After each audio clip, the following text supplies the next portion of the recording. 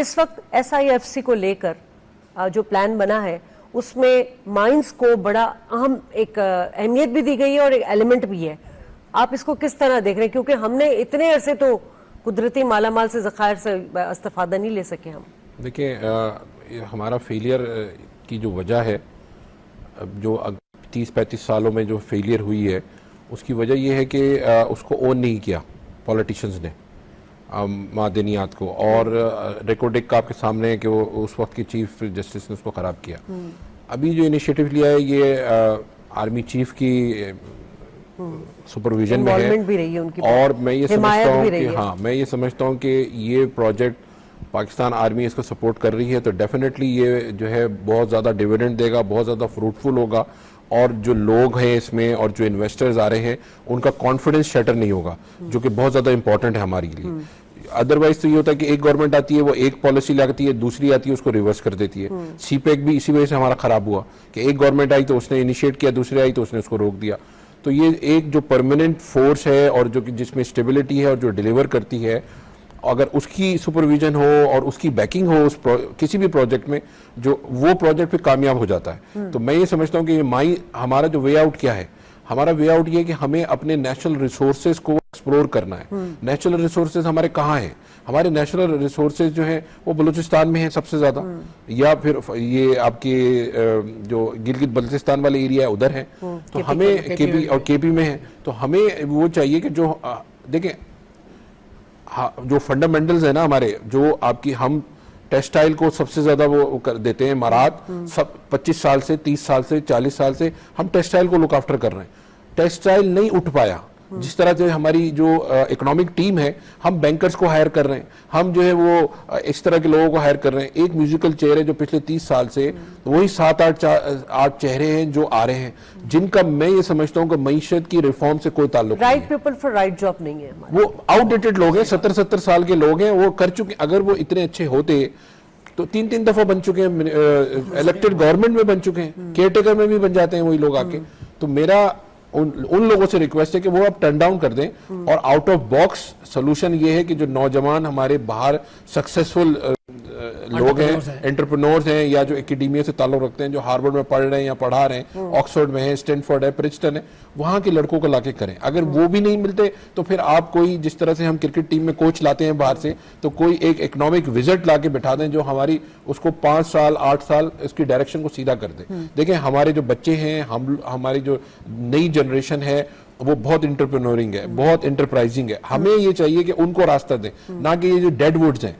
Basic problem ये है कि जो डेड वुड्स हैं वो आके रास्ता ब्लॉक करके बैठे। इलेक्शन की कोई बाज़गश्त सुन रहे हैं आप? सदर की तरफ से कुछ इम्कान जाहिर किया जा रहा है कि बस आजकल में वो कोई अनाउंस कर देंगे डेट, हालांकि इलेक्शन कमीशन ने तो ये कहा कि सिर्फ इख्तियार हमारे पास है।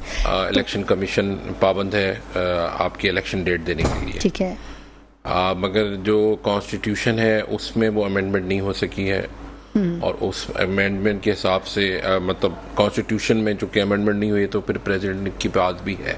तो ये फैसला मेरे ख्याल में सुप्रीम कोर्ट में इसकी तशरीह होगी कि एक्चुअल इख्तियार इलेक्शन कमीशन के पास है या प्रेसिडेंट ऑफ पाकिस्तान इसको करेंगे। ठीक है, मगर मेरा क्वेश्चन ये है कि क्या इलेक्शंस हल है इन परेशानियों का जिसमें पाकिस्तान फंसा हुआ है, या जो परेशानियां हैं क्या वो इलेक्शन में जो लोग आए थे उनकी वजह से है, या आम लोगों की वजह से है, या ब्यूरोक्रेसी की वजह से है?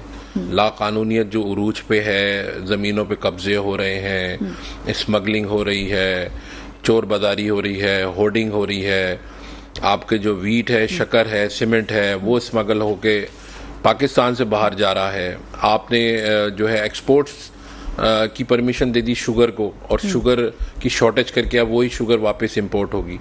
क्या वो ही जमहूरी लोग जिन्होंने IPPs के ऑर्डर्स कॉन्ट्रैक्ट किए थे जिसमें कैपेसिटी पेमेंट्स और लॉपसाइडेड है और डॉलर्स में ये हैच किया हुआ है, तो क्या आप समझती हैं कि इलेक्शंस या ये जो निज़ाम है जमहूरियत है पाकिस्तान में ये डिलीवर कर रहा है? क्या ये आम शहरी को, आम पाकिस्तानी को उसका डिविडेंड मिल रहा है? मैं तो ये समझ रहा हूँ कि जो बेस्ट प्रोफेशन है पाकिस्तान में पिछले 30-35 साल से, वो तो पॉलिटिक्स है। आप पढ़ें ना पढ़ें, आपका C ग्रेड हो, D ग्रेड हो, आप मैट्रिक पास हो, नॉन मैट्रिक हो। बीच में मुशर्रफ साहब के दौर में BA की एक शर्त आई थी, उसमें भी बड़ी जालसाजी हुई।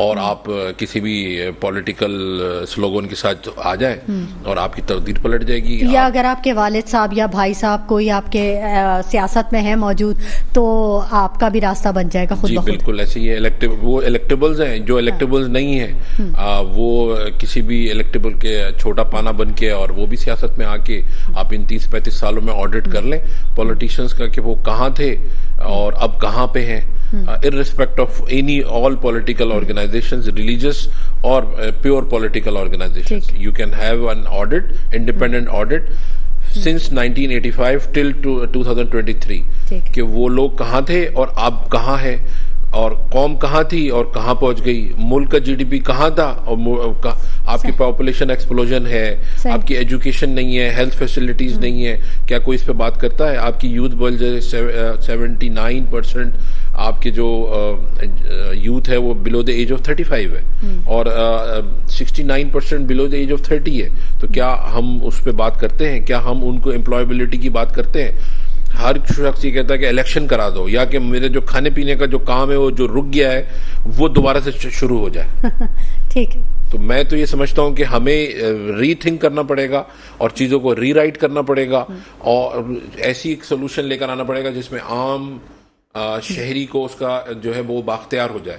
क्या हमें सूबाई असेंबलियों की जरूरत है इस मुल्क में? क्या हमें सूबाई सीएम की जरूरत है? क्या हमें सूबाई मिनिस्टर्स की जरूरत है? हमें नहीं है जरूरत। हमें जो सिटी डिस्ट्रिक्ट गवर्नमेंट का जो निजाम मुशर्रफ साहब के दौर में आया था हमें वो रोल आउट कर देना चाहिए और डिविजन्स को जो है वो एक छोटा प्रोविंस के तौर पे ट्रीट करें और वहीं पे उनकी वहाँ की जो पॉपुलेशन है वहीं की मकामी पुलिस हो, मकामी रिक्रूटमेंट मतलब हो, वहीं पे इंडस्ट्रियलाइजेशन हो आप सदारती निजाम की तरफ और आपकी नेशनल असेंबली हो ठीक और उसके ऊपर सदारती हो, पार्लिमानी हो, पीएम हो, मगर जो सूबे का ये एक्स्ट्रा बर्डन है, ये जो टीयर है it is an extra tier. आप मुझे ये बताइए कि अभी एक इंटरिम सेटअप का सिचुएशन बनी हुई है, वेयर डू यू थिंक, आप क्या देखते हैं, आपके नज़र में हम किस तरफ जा रहे हैं? देखें, इसको कहते हैं केयर टेकर गवर्नमेंट और इसका जो बेसिक पर्पस है केयर टेकर गवर्नमेंट का वो है to conduct fair, free and honest elections. ये बेसिक इनका पर्पस है।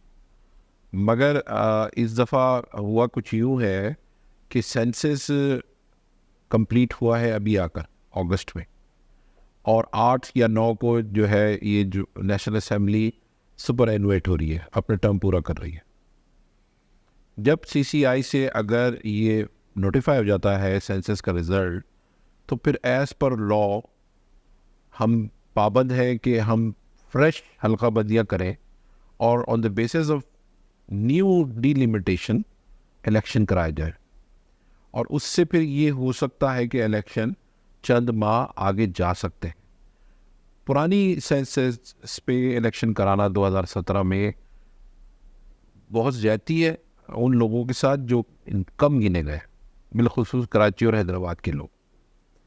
तो मेरा मानना ये है कि जो केयर टेकर गवर्नमेंट आएगी, एक तो जाते हुए जो लास्ट अमेंडमेंट की है नेशनल असेंबली ने कि केयर टेकर जो गवर्नमेंट होती है या जो केयर टेकर प्राइम मिनिस्टर होता है वो मैंने बताया कि उसका बेसिक पर्पस क्या है। मगर आईएमएफ की जो 2 ट्रांचेस आनी है उनमें से एक अगर वक्त पे इलेक्शन होते हैं तो एक, और अगर वो इलेक्शन डिले हो जाते हैं ड्यू टू डिलिमिटेशन तो 2 ट्रांचेस की नेगोशिएशन गारंटी, सोवेरियन गारंटी वो केयर टेकर प्राइम मिनिस्टर ने देनी है। तो उसके इख्तियारात में ये तमाम चीज़ें ऐड कर दी गई हैं और मैं ये समझता हूँ कि जो इस वक्त पॉलिटिकल कन्फ्यूजन क्रिएट हुई है मुल्क में और लड़ाई झगड़े का माहौल बनाया हुआ है पॉलिटिशियंस ने, वो तो 2014 से पीटीआई ने और उसके बाद फिर पीएमएनएन और फिर मुख्तलिफ इनके मसाइल, तो पॉलिटिकल इनस्टेबिलिटी है in the country for the last 10 year almost. तो मैं ये समझता हूँ कि केयर टेकर गवर्नमेंट को स्ट्रेंथन करके और पॉलिटिकल स्टेबिलिटी ला के इकोनॉमिक फंडामेंटल्स अगर हम ठीक कर लें और जो इनिशिएटिव्स COS पाकिस्तान ने लिए हैं उनकी सुपरविजन में चीज़ें सही डायरेक्शन में चली जाए तो इलेक्शन की क्या गारंटी कि इलेक्शन हो जाएंगे तो आपकी पॉलिटिकल स्टेबिलिटी आ जाएगी। क्या 2018 के इलेक्शन से पाकिस्तान में पॉलिटिकल स्टेबिलिटी आई? क्या या 2013 के इलेक्शंस में पॉलिटिकल स्टेबिलिटी आई? तो इलेक्शन होना इस बात की क्या गारंटी है कि पाकिस्तान में पॉलिटिकल स्टेबिलिटी आ जाएगी? नहीं आएगी। ये कभी पॉलिटिशियंस कभी एक साथ बैठ ही नहीं सकते, तो चूंकि बैठ नहीं सकते तो इसी वजह से पॉलिटिकल इनस्टेबिलिटी है इस मुल्क में। और इनका कोई इनके जो मंशूर है मैनिफेस्टो, उसमें तो लिखा होता है कि हम ये करेंगे ये करेंगे ये करेंगे, मगर कोई भी अपने मंशूर पे अमल नहीं करता। पॉलिटिकल ऑर्गेनाइजेशंस होनी चाहिए, मगर सबसे पहले ये अपने अंदर जो है ना डेमोक्रेसी लाए और एक प्रोसेस हो।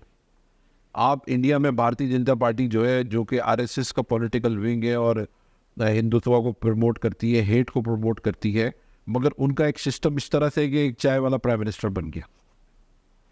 और अटल बिहारी वाजपेयी और आपकी ये के अडवाणी और इस तरह के लीडर्स थे, और अब आप देखें मोदी है। तो मैं ये नहीं कह रहा कि मोदी तो बूचर ऑफ गुजरात है, जालिम आदमी है, दुश्मन है मुसलमानों का, इंसानियत का दुश्मन है, मगर वहाँ पे उन्होंने एक ऐसी लोअर मिडिल क्लास ऑर्गेनाइजेशन को जन्म दिया जिससे जो है लोग एक प्रोसेस के तहत हेड कर सकते हैं उस पॉलिटिकल ऑर्गेनाइजेशन। यहाँ तो हेरिडिटरी वो चल रहे घराने, राजवाड़े बनाए हुए उन्होंने, PMLN पीपल्स पार्टी भी, और हाथ बांध के पहले जो है लोग मोहतरमा के पीछे खड़े रहे, इतने पढ़े लिखे और सीनियर लोग, और आज फिर वही तारीख रिपीट हो रही है। बिलावल के पीछे जो है वो इंतहाई सीनियर जो है लोग हैं वो हाथ बांध के खड़े होते हैं। इसी तरह वहाँ से मरियम बीबी और वो लॉन्च हो गए, हमजा शहबाज, तो वहाँ पे भी यही सिचुएशन है कि बहुत ही अदब और कैरेक्टर वाले लोग जो है वो हाथ बांध के पीछे खड़े हुए। तो मेरा जो पॉलिटिकल जो माइंड सेट है या पॉलिटिकल अवेकनिंग है, हम ये कहते हैं कि ऐसी पॉलिटिकल ऑर्गेनाइजेशन होनी चाहिए जहाँ पे every person has an equal opportunity. जैसे MQM थी, MQM में हर वो शख्स जो उसका कारकुन है वो मेयर भी बन सकता है, वो सेनेटर भी बन सकता है। हर शख्स के पास चांस है उसको कॉम्पीट करने का। पीपल्स पार्टी में ऐसा नहीं है। इवन आपकी जो रिलीजियस पार्टी हैं, जो भी उलमा पाकिस्तान आप देख लें, वहाँ पे भी मरोसी सियासत है,